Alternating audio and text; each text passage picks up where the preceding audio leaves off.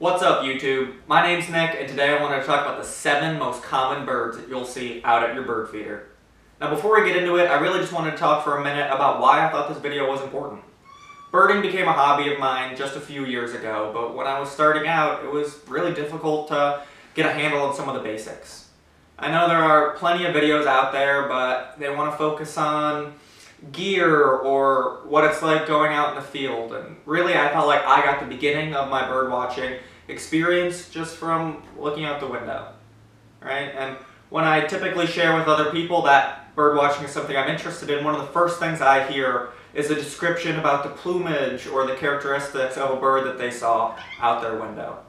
I always love it when they take the time to let me know about a bird they saw and if we can make a connection together.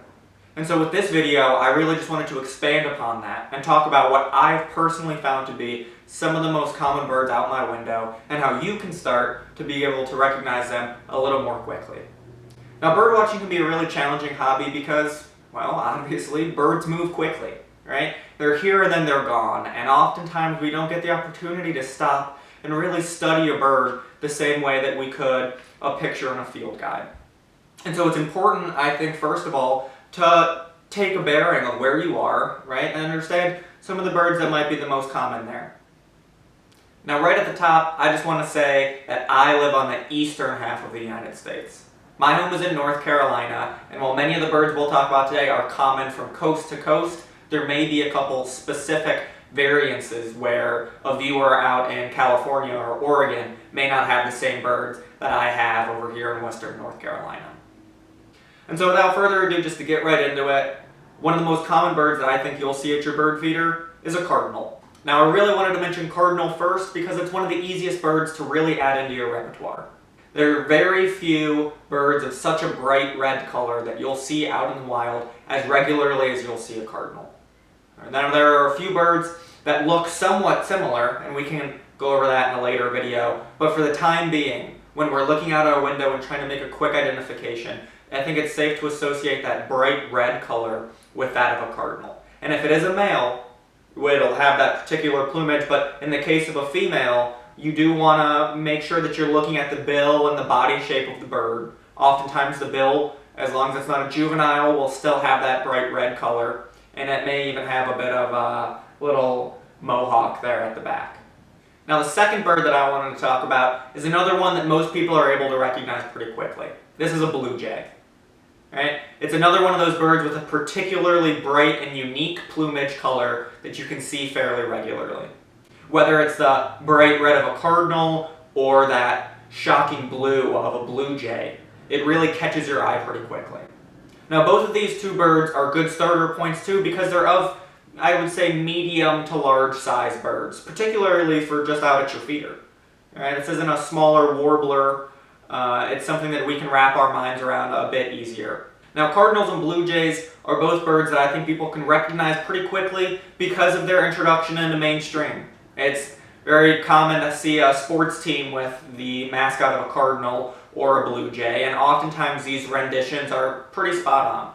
And so I don't want to spend too much time lumbering on these two particular birds, but no, blue jays share a same plumage for both sexes. And so you can just look for this brighter blue tone, right? A fairly large bird with a white chest, and you can begin to associate this with a blue jay. Now, the third bird that I want to talk about today is a chickadee. Now, this bird's certainly a lot smaller than a cardinal or a blue jay, but still one of the most common birds that you'll see out at your feeder. I think this is a great opportunity to focus in on a smaller bird, begin to pick up on some quick characteristics that can help you associate a bird as being a chickadee versus another small, quick-moving bird you could see in your yard. Now, chickadees are really known for this contrast of black and white, right? You'll see it right across their face, especially while they're perched eating some seed.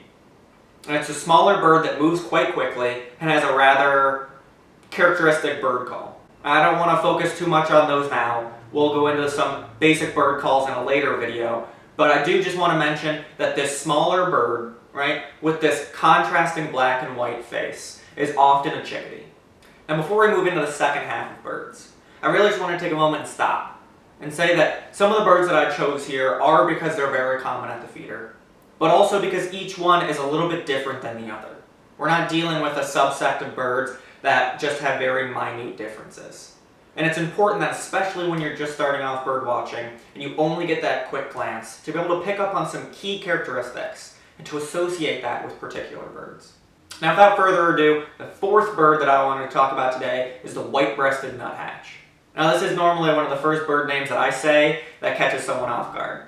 Right? It's maybe one that they haven't heard all the time, but it's probably a bird that they've seen, maybe whether they've realized it or not, in their own backyard. I also want to say that the white-breasted nuthatch is a little more unique from some of the other birds we talked about because it may not go up to a typical black sunflower seed bird feeder. Now, if you have a peanut feeder out in the yard or one that you might associate more with woodpeckers, I think you've got a much better chance of seeing a white-breasted nuthatch. But I wanted to focus in on this bird because it is very common, especially in backyard or suburban areas, and it's a fairly unique bird from some of the other ones that we'll talk about. Now, one of the first things that I want you to focus on when trying to identify a white-breasted nuthatch is its body positioning. This is the first bird where, yes, plumage is important, but one of the quickest characteristics that I can pick up is the way that it is moving. The white-breasted nuthatch will often hang upside down on a tree or even at your feeder, picking away. So when we're thinking about the white-breasted nuthatch, I want us to remember just a few key details. First, how is it moving? The white-breasted nuthatch moves around on branches or on your feeder different than other birds will. Second, what is it eating? The white-breasted nuthatch is not going to eat black sunflower seeds the same way that some of the other more common birds might. You'll see this bird more frequently around the food that you might put out for even a woodpecker, right? And the third is, what does it look like? Now, it's important to know the body shape and it's important to know what they're eating, but it's also important to understand the basic plumage of a white-breasted nuthatch. Now, the white-breasted nuthatch is part of a family of birds called nuthatches, and they're really quickly differentiated based off their breast. The two that you'll likely see most often are the white-breasted nuthatch and the red-breasted nuthatch. Now, the nuthatch will have this slate blue back and bright white chest. And if you get a really good look, you may notice that there's a little bit of brown plumage down below. Now, the fifth bird that I wanted to talk about today is one that I actually hear being mistaken for a white-breasted nuthatch or a chickadee very regularly, and that is a tufted titmouse. Now, this one gets a little bit more complicated because it's smaller in size, moves quite quickly, and shares a lot of the similar color characteristics of a white-breasted nuthatch, but the body shape of a chickadee.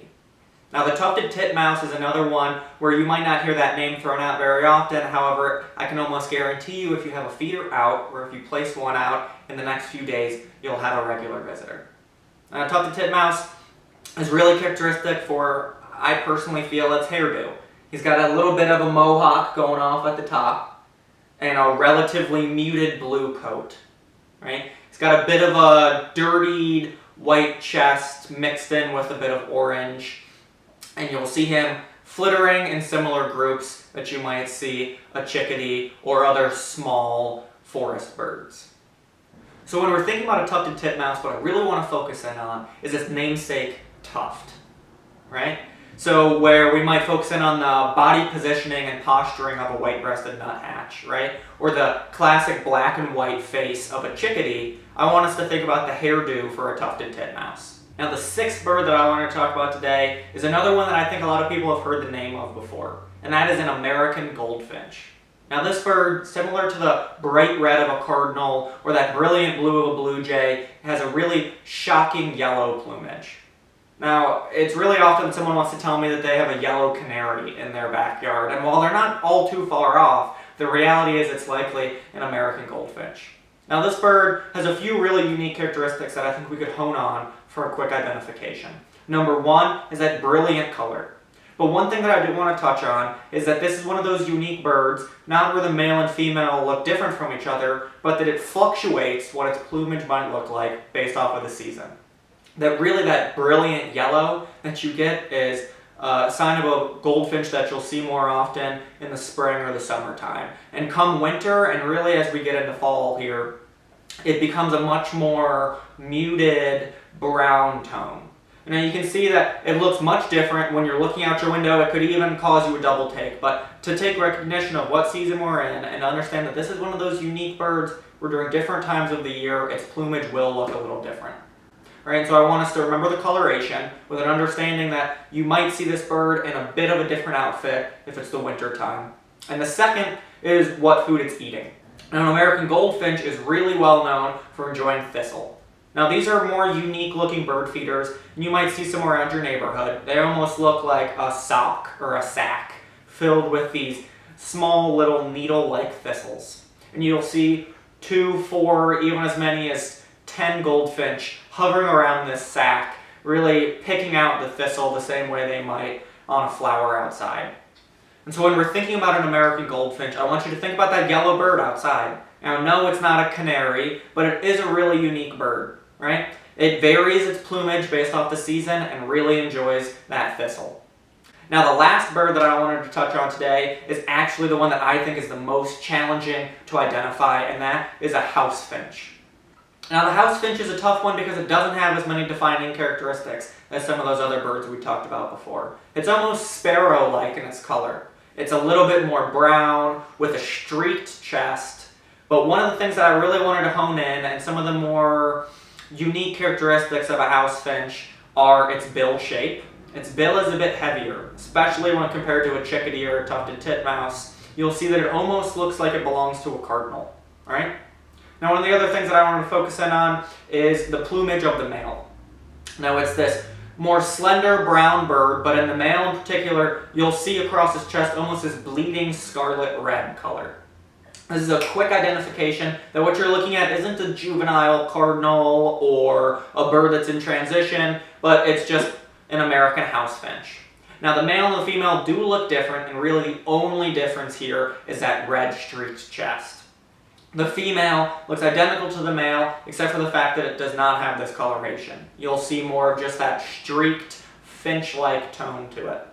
So when we're thinking about the American house finch, I want us to think about the bill shape. Does it look a little different than you might see on a tufted titmouse or a chickadee? And then to look for this defining scarlet tone across the male's chest. Now, really what I wanted to do with this video is talk about the 7 most common birds that you'll see outside. And I really felt like that was the cardinal, blue jay, chickadee, white-breasted nuthatch, tufted titmouse, American goldfinch, and a house finch. Now, yes, there are probably other birds that will come to your feeder, especially if you put out more than one and vary the type of seed. We can talk more about feeders in another video. But what I wanted to focus in on was some of the defining characteristics that can help you differentiate between these birds. Really, it was my goal for people who watch this video to be able to have a few quick ways to identify some common birds that they see. Thanks to everyone who watched this video. If you enjoyed it, please hit the like button and comment down below with anything you felt like I missed or videos that you'd like to see.